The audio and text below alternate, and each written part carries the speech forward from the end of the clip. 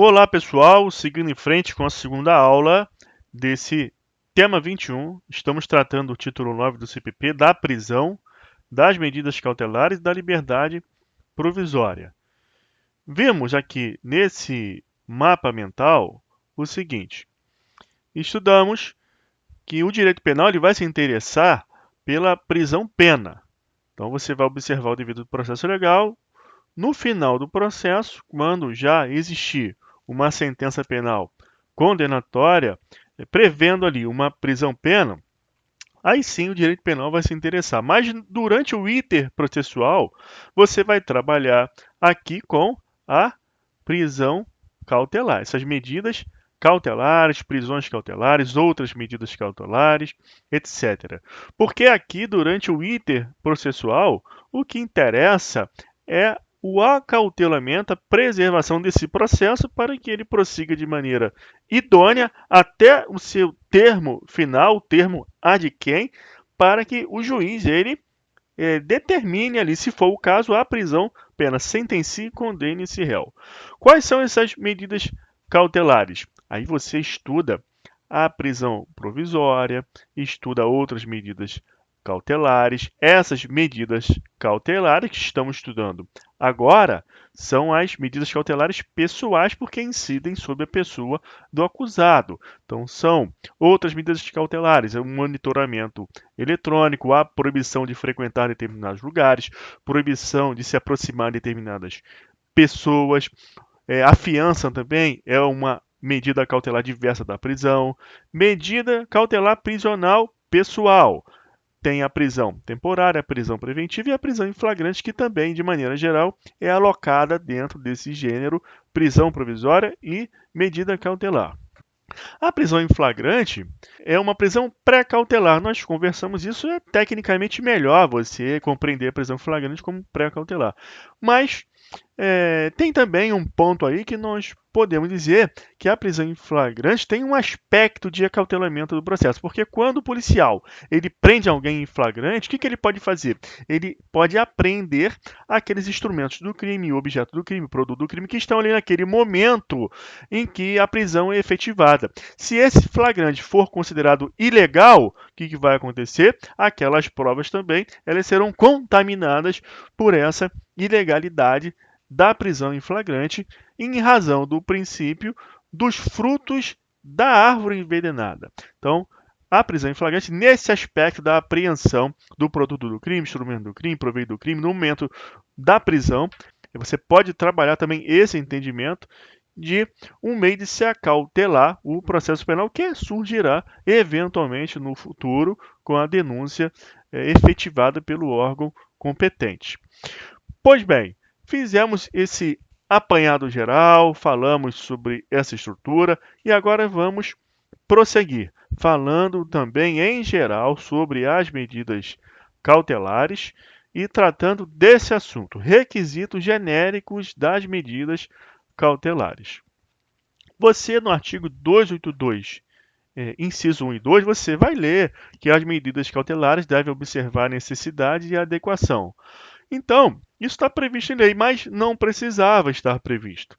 Você, compreendendo aquela estrutura que eu passei antes, você consegue inferir essa necessidade de se avaliar a necessidade e a adequação para a imposição da medida cautelar.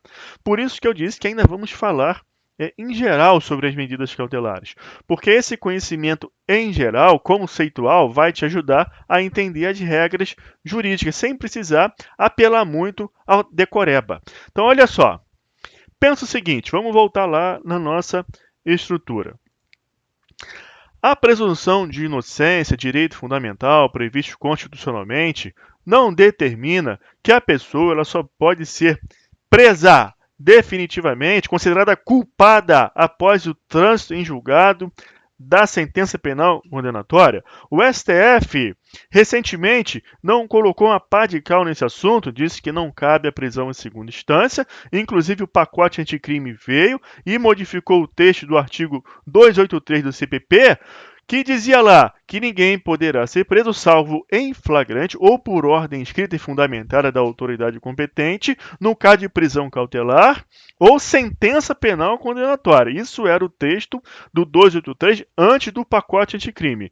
Com a decisão do STF, veio o pacote de crime e mudou esse texto 283. Agora diz lá que ninguém pode ser preso salvo em flagrante delito ou por ordem escrita e fundamentada da autoridade competente, no caso de prisão cautelar ou no caso de condenação transitada e julgada. Condenação. Então, já colocou uma pá de cal nisso, homenageando o princípio da presunção de inocência. Portanto, a regra é a liberdade. A prisão somente nesses casos. Portanto, pessoal, se durante o processo penal, onde vigora a presunção de inocência, o juiz ele entende, mediante, logicamente, um requerimento feito ali pelas partes, porque agora com o pacote de crime, você vai ver que o juiz ele não pode mais de ofício aplicar medida cautelar. Ele precisa receber um requerimento ou uma representação da autoridade policial na fase de inquérito policial, na fase de investigação. Mas verifica o seguinte: vigora a presunção de inocência.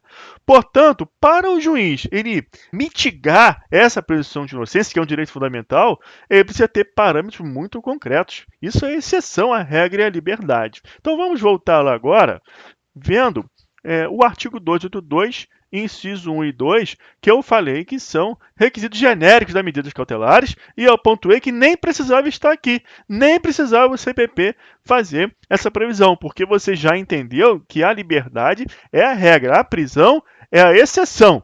Portanto, pessoal, é claro, é óbvio, é lógico que para o juiz ele restringir ou mesmo privar provisoriamente a liberdade de um acusado durante o iter processual, momento em que vigora a presunção de inocência, precisa que seja necessário.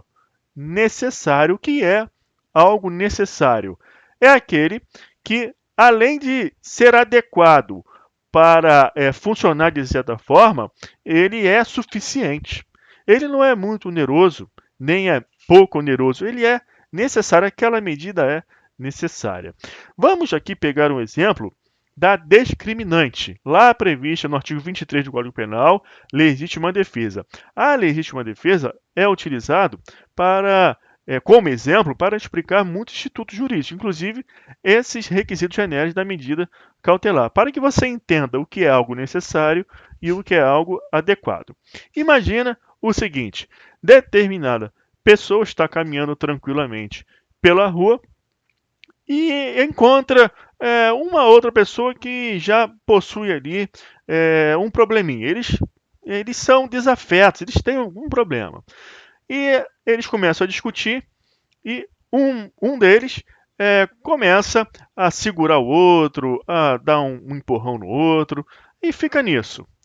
A pessoa que está sofrendo essa agressão, ela vai pensar que ela necessita de um meio adequado para parar aquele injusto. Então ela pode pensar o seguinte: bom, eu estou com uma arma na cintura, eu posso dar um tiro para o alto.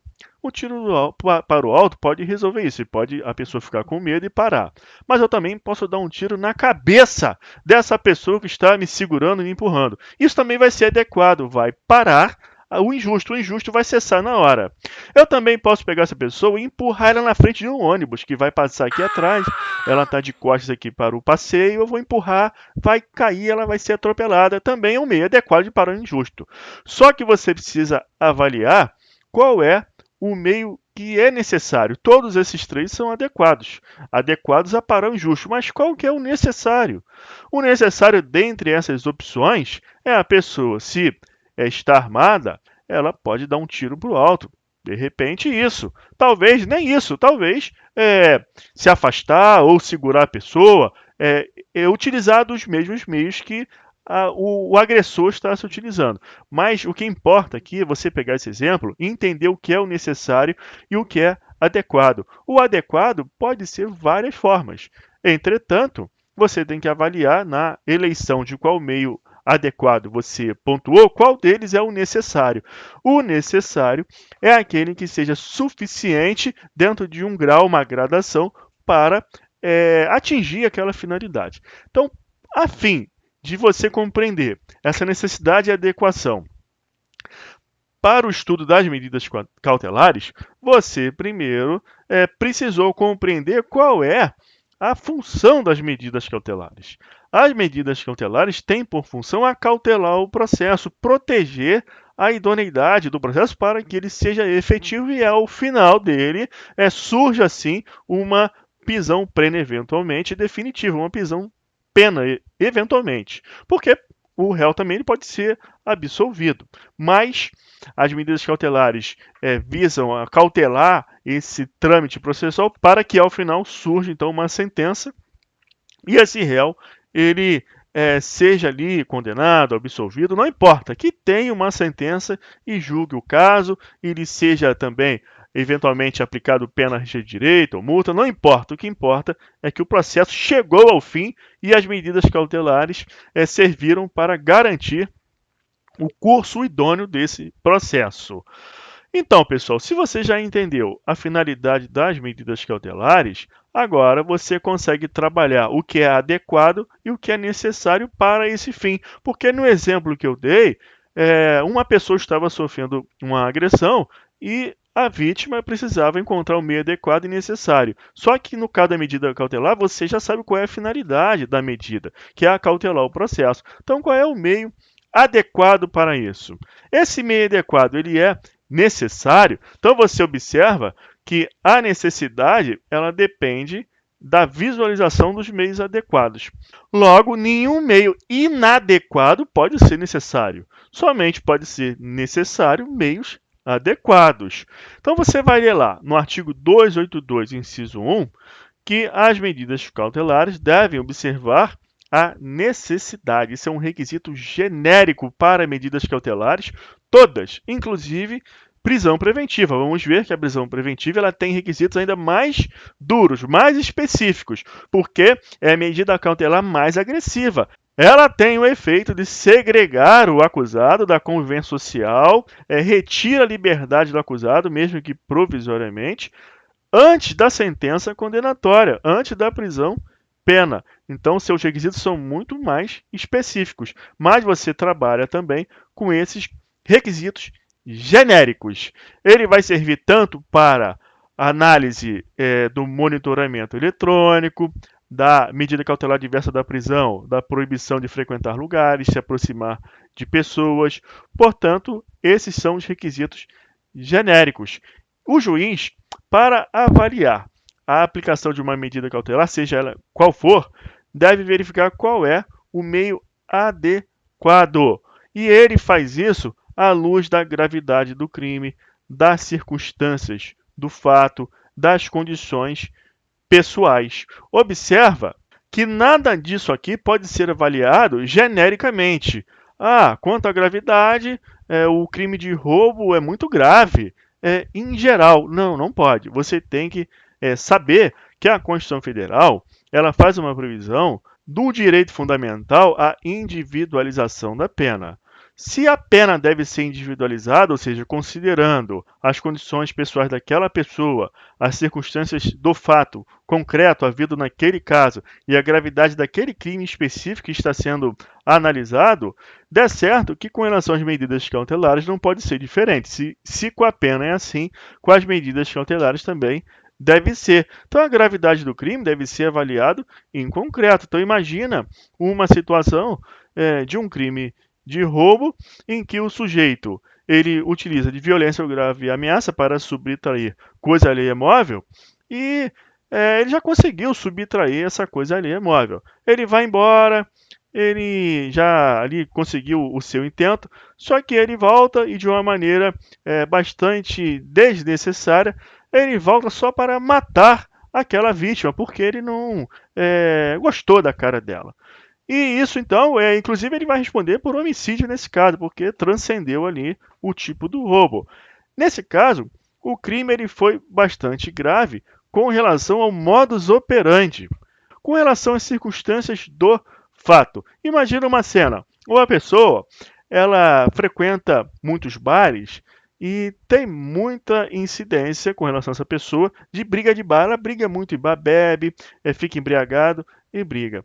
Essas são as circunstâncias do fato. O juiz, a fim de evitar novas ocorrências, impõe uma medida cautelar proibindo esse acusado a se aproximar de determinada pessoa que ele brigou em determinado bar. A circunstância do fato é que essa pessoa faz isso com relação a todos os bares em geral, não com relação àquela pessoa. Então, uma medida mais adequada seria privar aquela pessoa de frequentar bares. Isso seria uma medida adequada a esse caso. Com relação às condições pessoais, nós sabemos que as condições pessoais são avaliadas à luz dos antecedentes e da reincidência. Vamos falar mais disso à frente, o que é o antecedente, o que é a reincidência. Mas verifica a cena.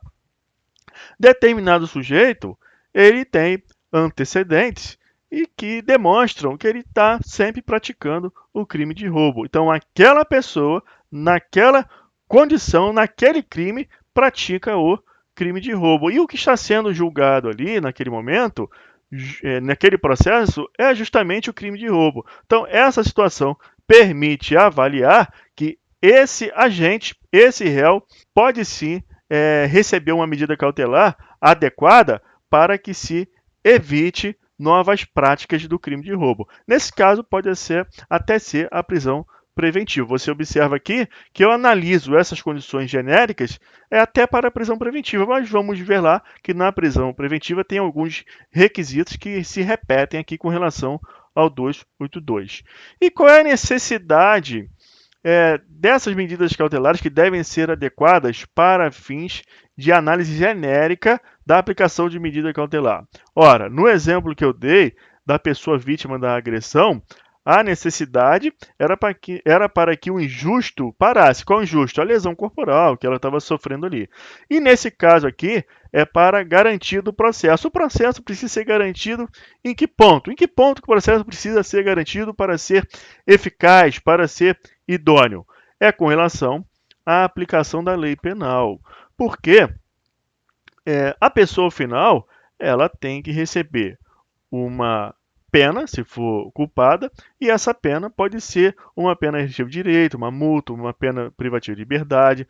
E se a pessoa fugir de repente, haverá uma garantia de aplicação dessa lei penal? Ora, o acusado violou uma lei penal incriminadora. O juiz vai sentenciar, vai aplicar uma pena.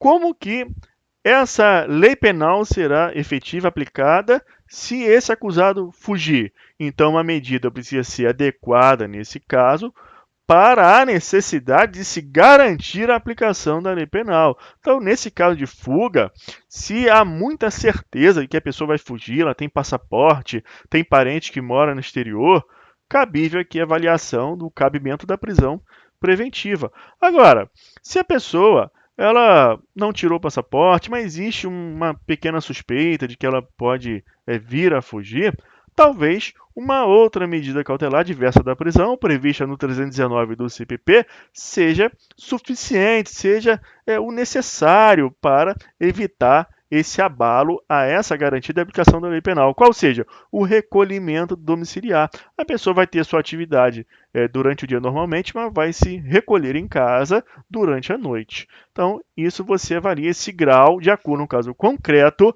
para verificar qual a medida adequada e qual a necessária.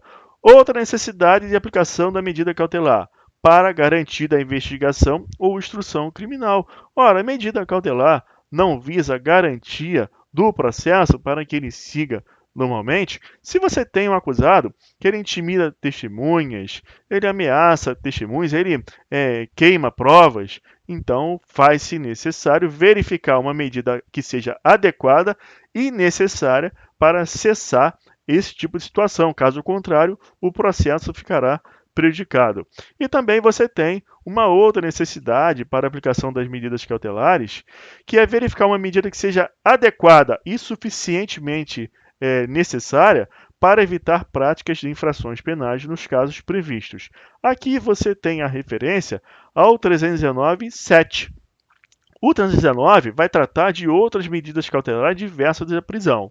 E esse inciso 7 vai falar da internação provisória, cabível com relação ao inimputável ou semi-imputável, quando verificado isso pela perícia técnica, que ele tem as chances, tem ali um perfil que ele pode voltar a cometer a prática delituosa verificada no processo, sendo analisada no processo. Então, para esse requisito genérico, precisa ter uma norma dizendo sobre a reiteração, que é o caso 319.7. Mas lá na prisão preventiva, não. Qualquer possibilidade concreta de reiteração, o juiz pode aplicar a prisão preventiva. Então, você já entendeu o que é a adequação à necessidade. Você sabe que está expressamente previsto no 282, inciso 1 e 2, mas eu digo a você que não precisava estar previsto no CPP expressamente, porque isso aqui você trabalha com o entendimento. Se a prisão-pena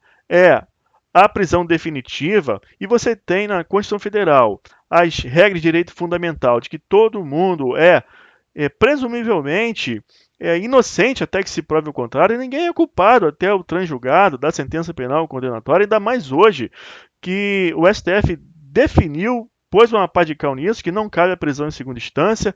O pacote anticrime veio e modificou o texto 283 do CPP, dizendo que ninguém poderá ser preso salvo em flagrante, ou no caso de prisão cautelar, por ordem escrita e fundamentada, ou após condenação transitada e julgada. Então, a regra é a liberdade. Se você entendeu isso, vai saber que durante o processo qualquer restrição pessoal ao acusado deve ser verificada à luz do princípio da proporcionalidade. O princípio da proporcionalidade, você subdivide ele em adequação, necessidade e proporcionalidade estrito sensu. Isso você estuda em teoria da Constituição, o princípio da proporcionalidade. Esta regra aqui, 282 do CPP, deriva de conhecimentos bastante sofisticados, como o da razoabilidade, de origem anglo-saxão, que você trabalha lá no direito constitucional, na esfera do judicial review, e que é dado de exemplo nas aulas de direito constitucional, que é o caso Marbury versus Madison. Então você estuda lá que o controle dos atos do legislativo surgiu a partir do princípio da razoabilidade sendo aplicado pela Suprema Corte Americana. E como que se trabalha essa razoabilidade? Você opera com a adequação das normas, a necessidade das normas, e aí o Judiciário americano, a Suprema Corte, inovou, trazendo à lume essa possibilidade de controle judicial dos atos de outro poder do legislativo, e daí surge na história o controle de constitucionalidade. Mas também você trabalha a adequação e necessidade como princípios sistematizados do princípio da proporcionalidade à luz do conhecimento do direito alemão, origem alemã, porque o direito anglo-saxão, essa origem, você consegue trabalhar com a argumentação de uma forma mais fluida. Por isso que lá nós chamamos de princípio da razoabilidade. E o que é razoável? Razoável é aquilo que é adequado, é necessário, mas você não tem regras práticas sistematizadas para operar com isso. Na Suprema Corte, operou-se mais uma argumentação muito forte, e aí se trabalha com a razoabilidade, o entendimento, a jurisprudência. Mas como a nossa origem é do civil law, nós também sistematizamos à luz desse princípio da proporcionalidade, talhado pelo direito alemão, nesse princípio da proporcionalidade que se subdivide em adequação e necessidade. É como se nos desse um manual. Olha, você vai fazer assim. Deixa a argumentação jurídica lá para os anglo-saxões, o direito jurisprudencial, a common law. Aqui vamos trabalhar de forma sistematizada. Você vai avaliar a necessidade, a adequação nesses casos, a necessidade desses casos. Então, quando eu disse que esta regra de medidas cautelares não precisava estar previsto no nosso CPP, é diferente de eu falar que não devia estar. Dever deve estar, porque nosso direito é originário do civil law. Então, nós somos positivistas, nós precisamos de normas jurídicas expressas para que se faça valer os princípios de justiça. Caso contrário, nós estamos trabalhando com metáfora, com falta de aplicação normativa desses princípios, que são considerados, ao fim, sofismas. Isso está sendo mudado, logicamente. Você estuda os princípios normativos da Constituição, a força normativa da Constituição. Hoje nós temos súmula vinculante, mas a própria súmula vinculante é um texto escrito que deve ser seguido. Então nós temos essa origem positivista. Por isso que esse 282 ele existe expressamente, deve existir por conta do nosso tronco jurídico, da origem do nosso direito. O Norberto Bobbio, no livro A Era dos Direitos, até comenta sobre isso. Ele diz que, primeiro, os direitos humanos eles são trabalhados pelos juízes naturalistas, então são muito efêmeros, muito abstratos. Depois vem o positivismo e eleva a lei como última ratio.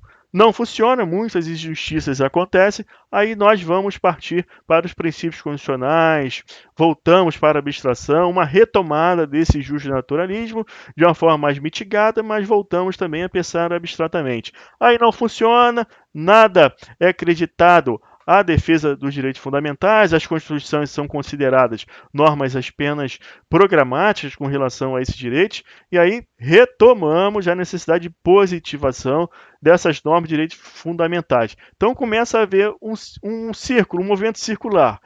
Vamos pensar abstratamente, conforme a razoabilidade lá da Common Law, pela argumentação jurídica. Não funciona, aí apelamos para a lei, precisa ter lei, coisa escrita, e a lei também se torna insuficiente, aí voltamos para a abstração. Então isso é normal, faz parte da evolução, ainda mais quando se trabalha com sistemas jurídicos tão diversos, da Common Law e da Civil Law, que ao fim e ao cabo também vão se encontrando, até porque existe hoje essa constatação que o próprio direito anglo-saxão está trabalhando também com normas positivadas, buscando também a positivação de certas normas. Então, pessoal, vamos ficar por aqui nessa aula e vamos seguir em frente, falando ainda, em geral, das medidas cautelares, para você fortalecer o seu entendimento antes que nós começamos a trabalhar a dogmática jurídica, a lei sobre as medidas cautelares. Até lá, um abraço.